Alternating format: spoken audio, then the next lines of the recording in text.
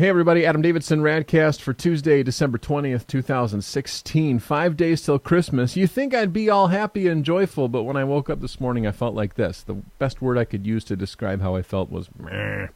I just felt, I don't know, like I woke up with the to-do list piled on top of my brain already, and I was thinking about the next 5 days and all the stuff that has to be done, and I was feeling the opposite of joy. I was feeling Grinch-like and grumpy. So I come down to my cave, do the prayer thing, you know, hang out in the scripture, wait for it to pass. It doesn't pass, you know, kind of talking to the Lord about it, pouring out my heart, all of these things. Nothing is really changing. And then I land on Psalm 98, which is our psalm for this coming Sunday, which happens to be Christmas Sunday. And I start reading it. Nothing. Here, listen to these words. This is Psalm 98:1. Sing to the Lord a new song, for he has done marvelous things. Okay, thanks. Keep reading. Still feeling grumpy. Still feeling just kind of overwhelmed and like I just want to go back to sleep. Have you ever had one of those days? I have those days. I'm having one right now. So I'm reading this psalm, and then all of a sudden, pow, it hits me. It says, sing to the Lord a new song. All right, so let's ask some questions. What song am I singing already? If there's a new song to be sung, obviously it replaces an existing song. What is the existing song? Well, for me, it was a song in a minor key that has a lot of dirge and mud to it. And here's the psalmist saying, sing to the Lord a new song.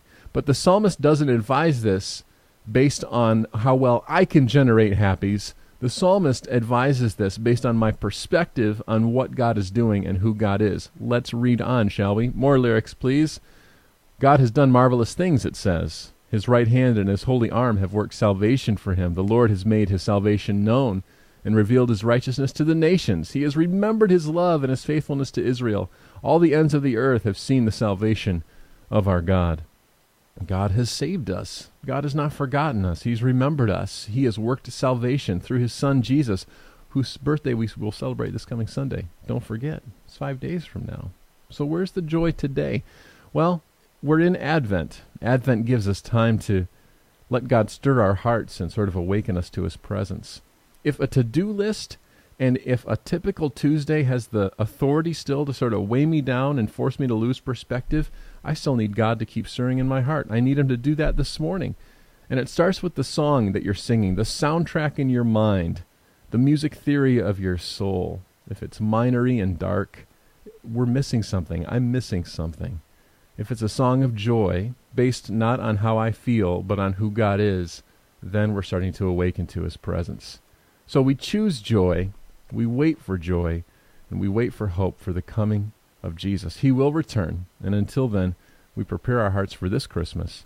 And someday, soon, perhaps even 5 days from now, we will sing Joy to the World, which, by the way, that great song by Isaac Watts was inspired by none other than Psalm 98.